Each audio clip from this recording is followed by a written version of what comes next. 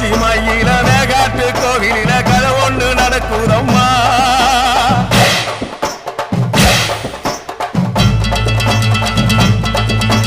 காட்டுப்புலி ஒண்ணு காயம் பட்டு போச்சே காரணம் யார் சொல்லம்மா.